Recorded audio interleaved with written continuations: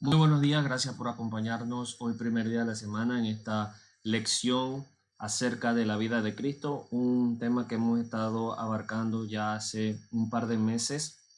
Así que vamos a iniciar con una oración inicial. Poderoso buen Dios que está en los cielos en todo lugar, damos las gracias por estar con nosotros hoy y siempre, oh Dios.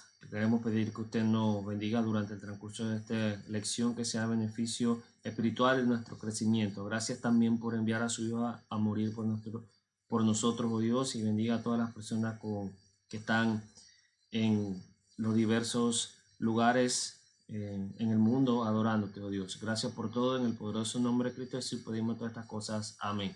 Como ya hemos visto, este trimestre hemos tratado lo que tiene que ver con la vida de Cristo. Hemos abarcado desde su infancia, su adolescencia, su inicio en el ministerio, su bautismo, también lecciones acerca de seguirle o del discipulado. También hemos visto su vida social. Hemos abarcado todo lo que tiene que ver con la vida de nuestro Señor Jesús. Y hoy vamos a abarcar algo que tiene que ver con lo que es las relaciones personales o familiares, y también lo que tiene que ver con las relaciones dentro de la comunidad donde Jesús vivía o vivió. Uno de los pasajes clave durante esta clase ha sido Juan capítulo 1 versículo 14, que dice: y aquel verbo fue hecho carne y habitó entre nosotros y vimos su gloria, gloria como del unigénito del Padre, lleno de gracia y de verdad. En el cronograma, el 20 de septiembre corresponde a lo que es la familia de Jesús, y esta sería la penúltima clase para dar por terminado el estudio acerca de la vida de Cristo. Vamos a introducir el tema porque ya sabemos que después de que Jesús ya enseñó muchas parábolas, Jesús decide regresar a su ciudad natal. En Mateo capítulo 13, versículo 54, él expone que después de terminar en esa ciudad, él decide ir a su ciudad natal. En el versículo 54 dice: y venido a su tierra les enseñaba en la sinagoga de ellos, de tal manera que se maravillaban y decían: ¿de dónde viene esta sabiduría y estos milagros? ¿Verdad? Entonces, en el capítulo 14, específicamente, Mateo, disculpen, es un capítulo lleno es un texto lleno de enseñanza, y específicamente el capítulo 13 es un capítulo lleno de parábolas muy importantes, como por ejemplo aquí en el capítulo 13 encontramos la parábola del sembrador, la parábola del trigo y la cizaña, la parábola del grano de mostaza, la parábola de la levadura, la parábola también de la perla del gran precio, la parábola de la red, la parábola de los tesoros nuevos y tesoros viejos.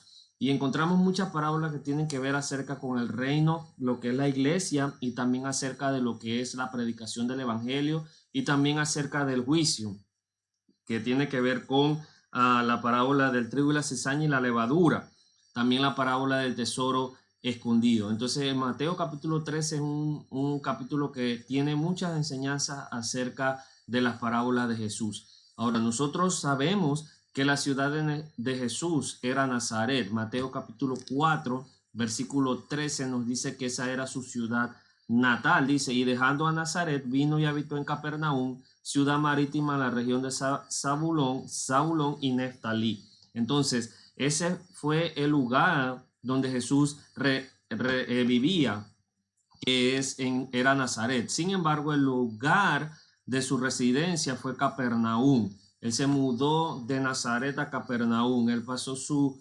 infancia en Nazaret, vivió en ese lugar, eso es lo que denominamos como su pueblo natal. Sin embargo, él residía en Capernaum, o en ese entonces vivía en Capernaum. Este capítulo también nos habla del rechazo popular contra Jesús, o sea, las personas de su misma vecindad, de su mismo lugar de nacimiento, o de su mismo lugar de donde vivía su familia, lo rechazó. Y también vamos a observar el rechazo de su familia terrenal. Cómo es que se da esto de que muchas veces al Señor Jesús, su familia en un principio no creía en él.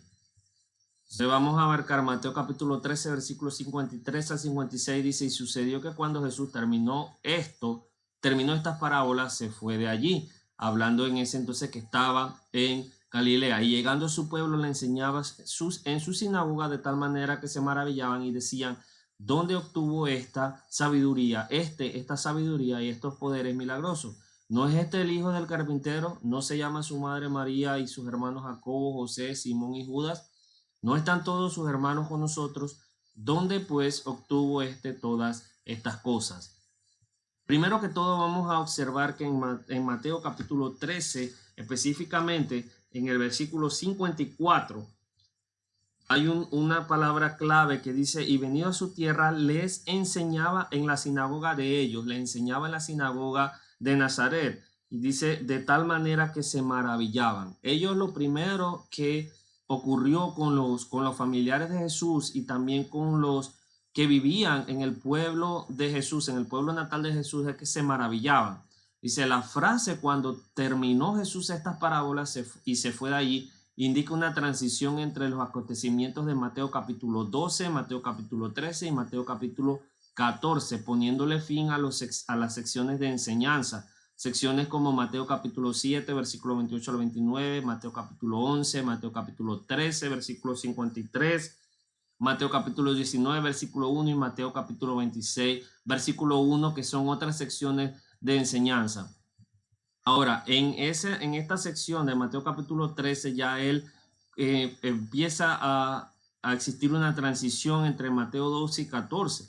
Jesús deja Capernaum, que es el pueblo donde él estableció su base, o sea, de allí él empezó a predicar, empezó a lo que denominaríamos como la base de su ministerio, y regresa a su pueblo natal, que en este caso es Nazaret. Aparentemente esta visita no fue la primera visita que Jesús hace a Nazaret después de que él salió, según Mateo capítulo 3 versículo 14, Mateo capítulo 4 versículo 13, sino que él también, después de haberse retirado de su pueblo, él regresó. Aparentemente en Lucas capítulo 4 versículos 16 al 30 y Marcos capítulo 6 versículo 1 a 6 también nos dice que hubo una pequeña visita de Jesús en ese entonces a su pueblo natal después de que él inició su ministerio. Ahora aquí vemos nuevamente que Jesús regresa a su pueblo natal y empieza, dice, a enseñarles en la sinagoga. Y cuando leemos Marcos capítulo 6 versículo 2 dice que es el día que Jesús estaba enseñando en la sinagoga, era un día de reposo que equivale al sábado. Dice Mateo capítulo 6 versículo 2, vamos a ir allí, dice: y llegado el día de reposo comenzó a enseñar en la sinagoga, y muchos oyéndole se admiraban y decían: ¿de dónde tiene estas cosas? ¿Y qué sabiduría es esta que le es dada? Y estos milagros que por sus manos son hechos. En Lucas capítulo 4 versículo 16 también se nos dice que era un día de reposo, que es lo que dice Mateo capítulo 13 versículo 54. Mateo nos dice que Jesús les estaba enseñando a su pueblo, y el resultado era que ellos quedaron maravillados y atónicos. Ese fue el resultado, porque en Marcos también se nos dice lo mismo. Dice que ellos quedaron maravillados y quedaron atónitos con la situación que estaba ocurriendo con nuestro Señor Jesús. Lucas capítulo 4 versículo 16 expone que era costumbre de Jesús visitar la sinagoga y enseñar en ella. O sea, esto no es un evento aislado que de vez en cuando era que Jesús iba a la sinagoga, sino que era una costumbre de él, así como también tenía la costumbre de orar en la madrugada. Entonces, esto era algo que él hacía prácticamente, o sea, era una forma de vivir de él, visitar la sinagoga y también enseñar en la sinagoga. En Lucas capítulo 4, versículo 16 dice que él se colocó de pies y leyó el libro. Vamos a ver qué dice Lucas capítulo 4 versículo 16, que era una costumbre. Vino a Nazaret, donde se había criado, y en el día de reposo entró en la sinagoga conforme a la costumbre y se levantó a leer. Este es el versículo paralelo a Mateo capítulo 13 y a Marcos capítulo 6. Entonces, ya era una costumbre, dice, conforme a su costumbre, y se levantó a leer, y se le dio el libro del profeta Isaías, y habiendo abierto el libro, halló el lugar donde estaba escrito. Entonces, que estaba leyendo una profecía acerca del mismo. El pasaje en Mateo capítulo 13, versículo 54, es al parecer la última referencia en los evangelios a su enseñanza en una sinagoga. Esta parte ya es la última vez que Jesús lo vamos a observar enseñando o dando una enseñanza a su pueblo directamente en una sinagoga. Ya iba a enseñar de otra forma, ya sea en las calles o en las casas. Ya esta era la última vez que el Señor Jesús se le iba a ver haciendo esto. Entonces, sus vecinos de su pueblo natal dice que se maravillaban. Esta palabra maravillaban en el idioma original quiere decir que estaban grandemente sorprendidos, estaban atónitos y grandemente como en shock en ese entonces. Porque ellos preguntan, ¿dónde obtuvo este sabiduría y estos poderes milagrosos? Porque ellos le habían conocido casi toda su vida. En Mateo capítulo 2, versículos 19 al 23, observamos que Jesús había vivido entre ellos. Ese fue el lugar donde él creció. Entonces, todas esas personas que estaban ahí reunidas lo conocían a él, no, y sabían que él no tenía ese tipo de poderes, ese tipo de sabiduría, esa forma de poder expresarse. Entonces, por eso ellos quedaron maravillados. Ahora, ellos no sabían que ya en ese entonces Jesús había recibido la aprobación del Padre y ya había iniciado su ministerio. Antes de que Jesús abandonara Nazaret, no era un predicador en sí, ni un hacedor de milagros. Cuando Jesús deja Nazaret para ir a establecerse en Capernaum, él no era un predicador 100%, ni mucho menos realizaba milagros. Sin embargo, ahora él era un predicador, ahora realizaba milagros, ahora era ambas cosas de las cuales él, cuando salió del pueblo, el pueblo no sabía que él tenía ese tipo de aptitud de ser predicador y también de realizar milagros. La sabiduría de Jesús era evidente entre la multitud porque ellos comentaron entre sí que de dónde esta persona había obtenido ese tipo de sabiduría, porque cuando leemos Lucas entendemos que Jesús al momento de levantarse y leer pone el texto o lo explica también, porque es donde ellos se maravillan y quedan atónitos de por qué él tiene esa facilidad de poder exponer el texto. Los milagros, ellos, los vecinos y familiares de Jesús, habían tenido la oportunidad de saber por qué muchos de ellos habían sido hechos en Galilea. En Mateo capítulo 4, versículo 23 al 25, Mateo capítulo 8, versículo 9, 11 al 4, 5, 20 al 23. Esto quiere decir que los milagros ya se habían hecho alrededor de ese lugar. Entonces, como las noticias corren de allá para acá y de aquí para allá rápidamente, ya se había regado, por así decirlo, la fama de Jesús de hacer milagros. Ahora esta gente, la gente que vivía en el pueblo, en Nazaret, veía a Jesús como alguien que no era capaz de hacer esos milagros, ni de poseer esa sabiduría, porque tal vez no había disfrutado de una educación superior y era alguien como ellos. O sea, ellos se sentían que de ese lugar, de Nazaret, no podía salir alguien como Jesús, no podía salir nada bueno, no podía salir alguien que tuviera ese tipo de sabiduría y y aún sabiendo que Jesús era una persona no era de la clase alta, o sea que la educación que él tuvo no fue una educación superior como la pudieron tener muchos grandes fariseos o saduceos o maestros de la Biblia de ese entonces. Entonces que este joven viniera a exponer los textos y los rollos los rollos en ese entonces de esta manera, los pergaminos, eso era algo que ellos veían como extraño. Entonces, por eso dice que se maravillaban. La gente conocía a Jesús como el hijo del carpintero. Eso fue lo que dijo Marcos capítulo 6 y también Mateo capítulo 13, cuando él dice, ¿no es este el hijo del carpintero y no se llama su madre María y sus hermanos Jacobo, José, Simón y Judas? Entonces, ¿qué era lo que había hecho Jesús? Él había decidido seguir los pasos de su padre terrenal y convertirse en carpintero. Marcos capítulo 6, versículo 3. Ahora, era costumbre judía que un hijo aprendiera el oficio de su padre. Esa era la costumbre. Filipenses capítulo 2, versículo 22. Observamos un ejemplo de esto. Vamos a ir a Filipenses capítulo 2, versículo 22. Filipenses 2, 22. Dice así, pero ya conocéis los méritos de él, que como hijo a padre ha servido conmigo en el evangelio. Entonces, este era una persona que en ese entonces la persona aprendía en el oficio de su padre. En este caso, el varón aprendía el oficio de su padre. Decía un proverbio judío: el que no enseña a su hijo un oficio, le enseña a robar. O sea que era una obligación, porque recuerde que la educación era para las clases sociales altas. Entonces, ¿cómo aprendían ellos los oficios, ya sea carpintería, panadería y distintos tipos de oficios? Era a través de forma empírica, de generación a generación.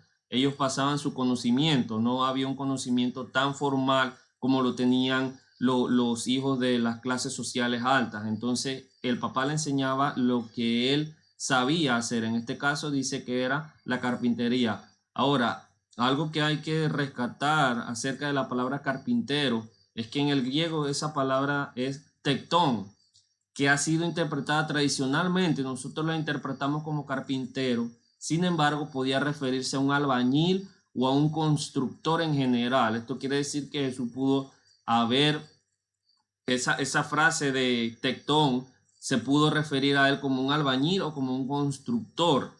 La definición de constructor es la más aceptada para los eruditos. Entonces, esta persona, Jesús, en este caso, y José, eran carpinteros o eran constructores, eran albañiles, eran personas versadas en lo que tiene que ver con la construcción.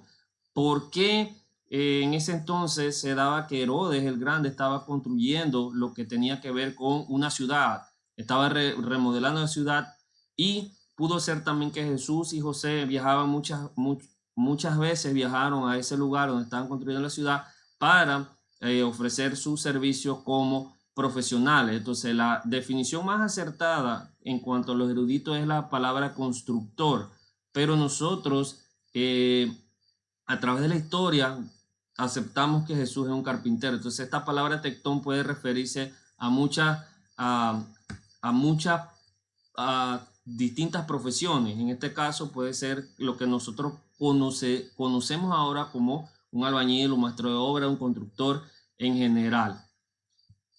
De este texto se infiere que José ya no estaba vivo para ese entonces, porque dicen ellos dicen que Jesús era hijo de José y hijo de María. Entonces dicen también que sus hermanos estaban en ese entonces con ellos. María también estaba con ellos, y las hermanas de Jesús también estaban con ellos. Entonces se infiere que José para ese entonces estaba ya muerto. También sabemos que no se habla mucho de José después de cierto tiempo, por lo que concluimos que él murió a una edad.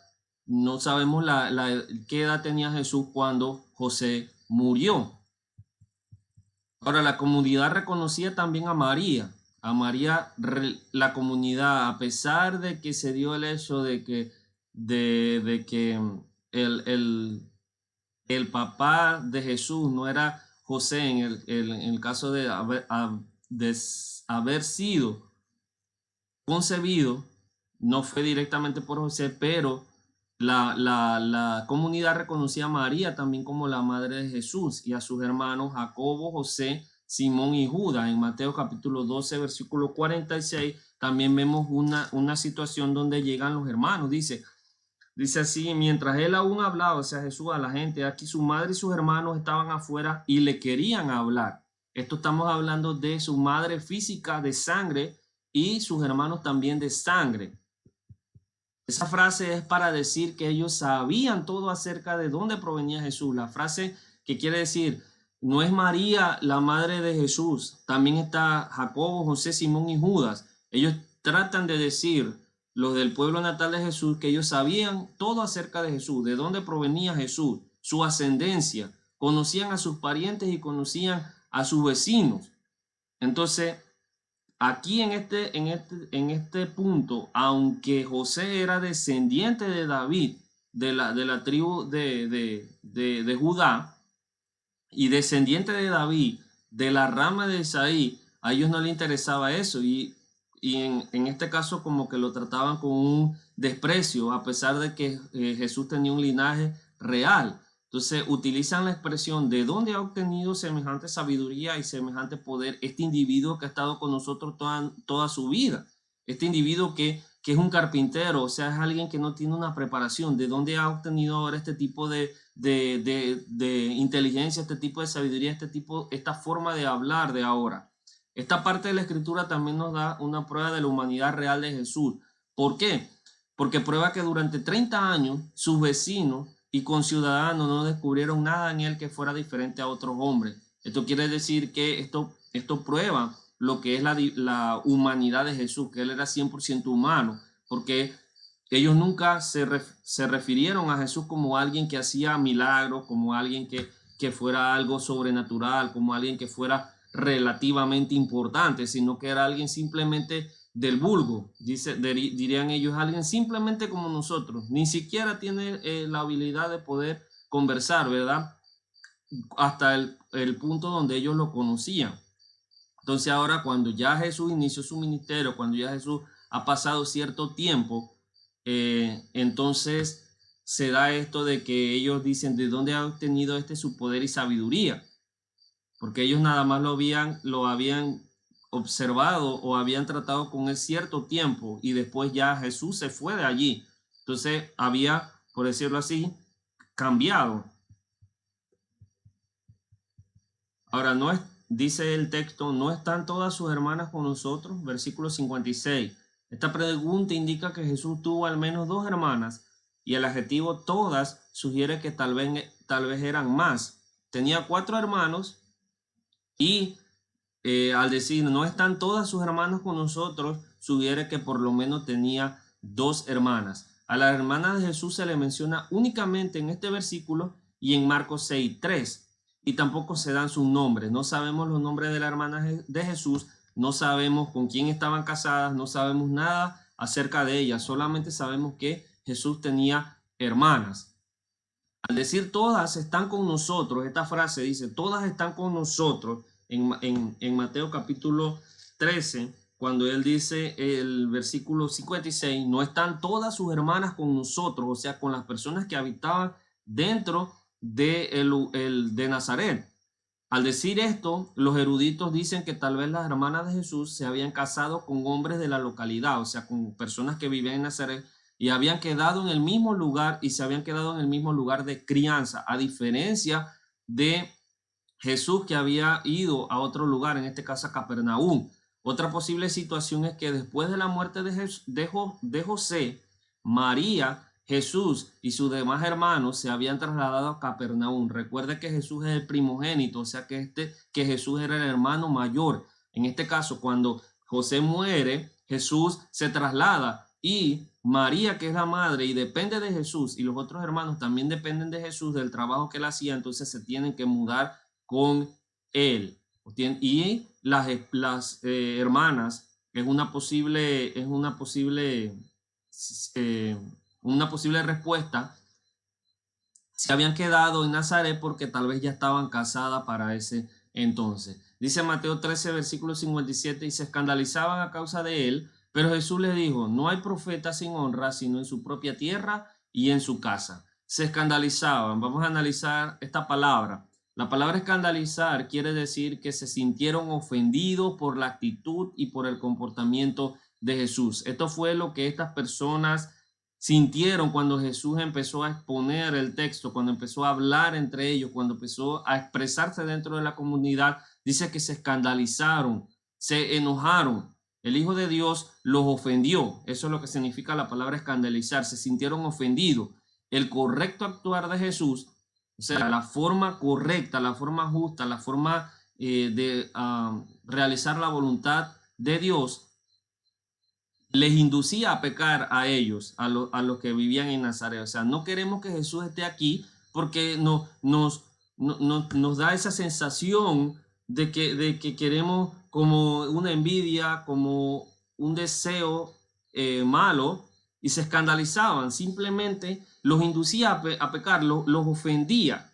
El simple actuar de Jesús de esa forma, de tratar de hacer, de hacer la voluntad de Dios, y de exponer los textos de esa manera los ofendía a ellos grandemente. Entonces ellos no se sentían que podían estar al lado de Jesús sin que fueran inducidos a pecar. El humilde origen en relación a educación y familia era suficiente para ellos rechazarlos. O sea, tú, Jesús, no tienes una educación superior. No puedes venir aquí a estar como regordeándote entre nosotros. Así que nos estás haciendo sentir mal. No vengas aquí a tirársela de que usted sabe todo y de que usted es diferente a nosotros porque usted nació aquí y nosotros sabemos de dónde usted es. Y la familia también en ese entonces, al ser un hijo de un carpintero, ellos decían, pero este hombre no es hijo de alguien importante, esta es una persona que es un simple trabajador como nosotros.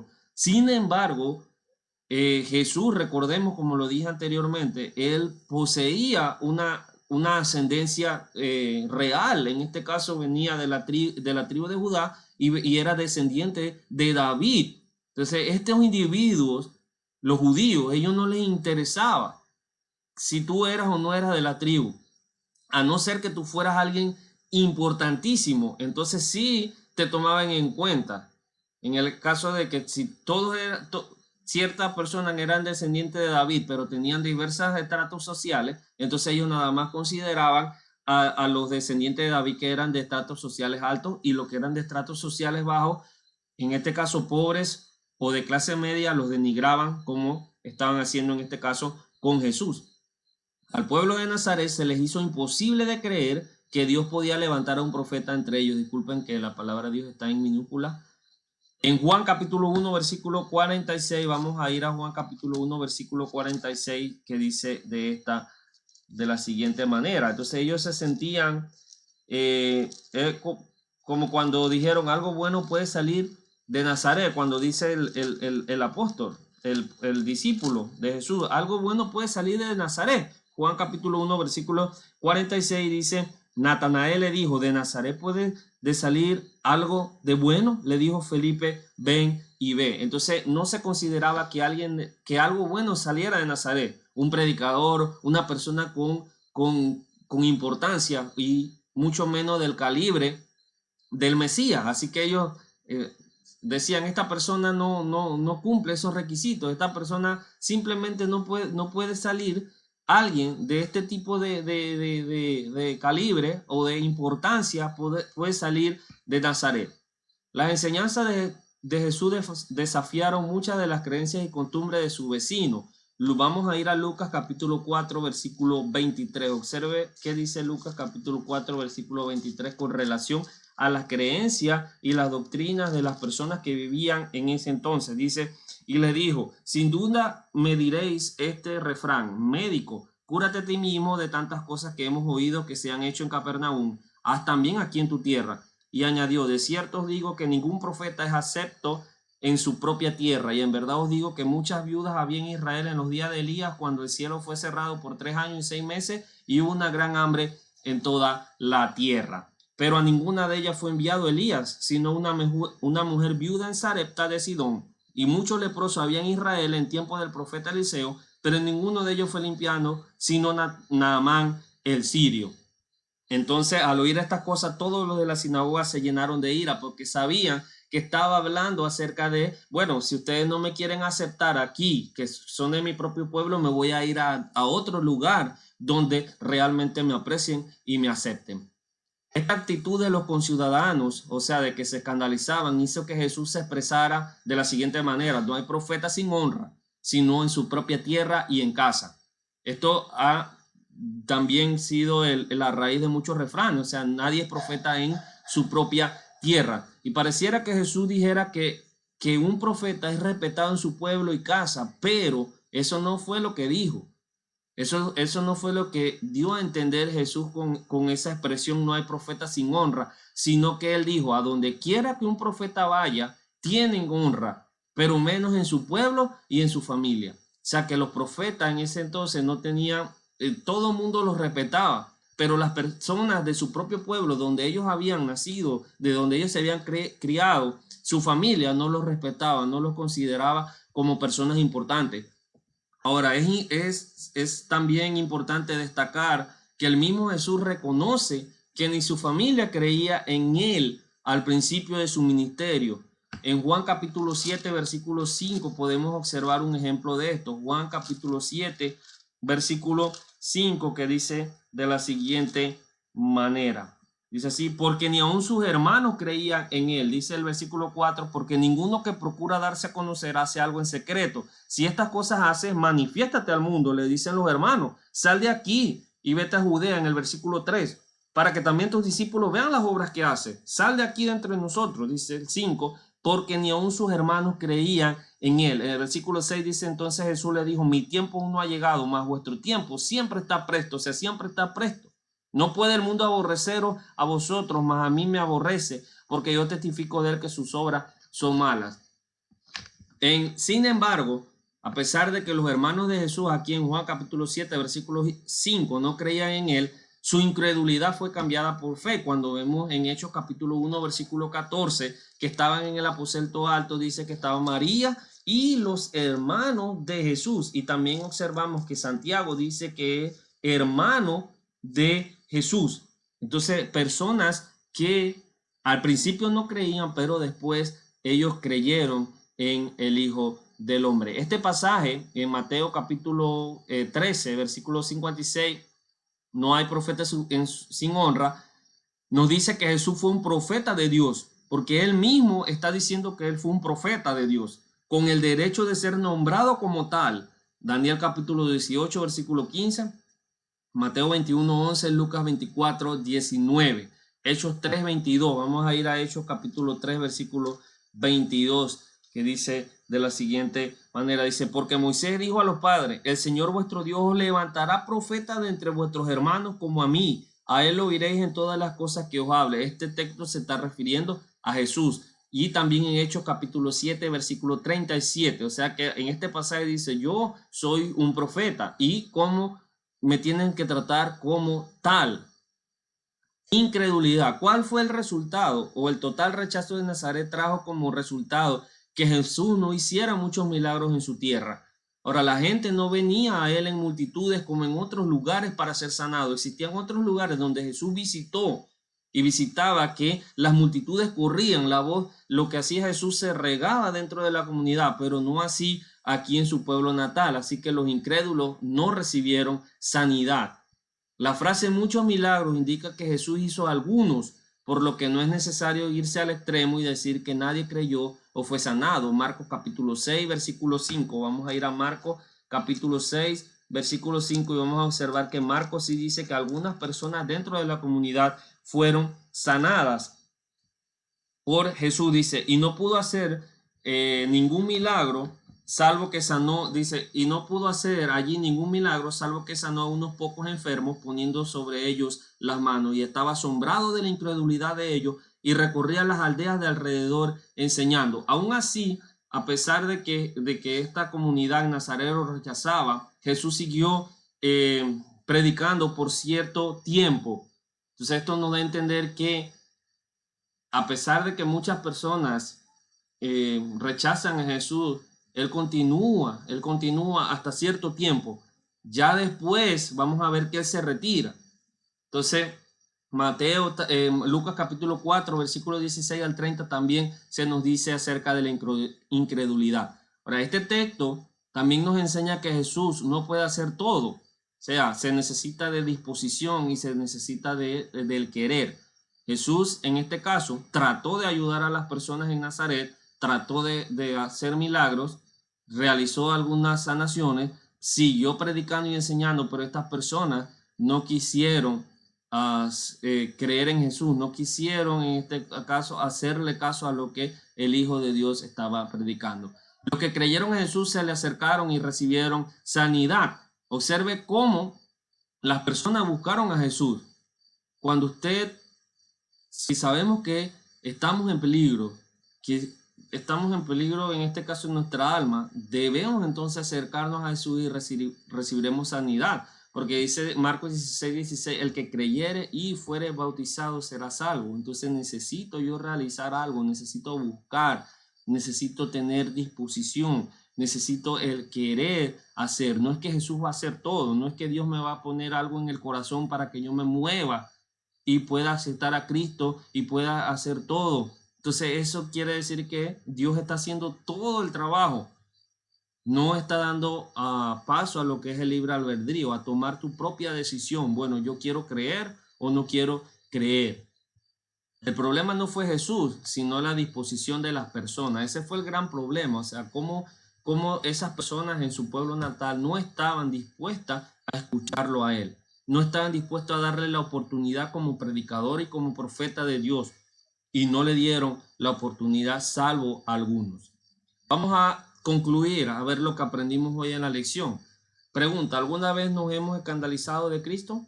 Claro, lo más seguro es que sí nos hemos escandalizado de Él. No de la manera tal vez como lo hicieron esas personas, pero sí de otro tipo de manera.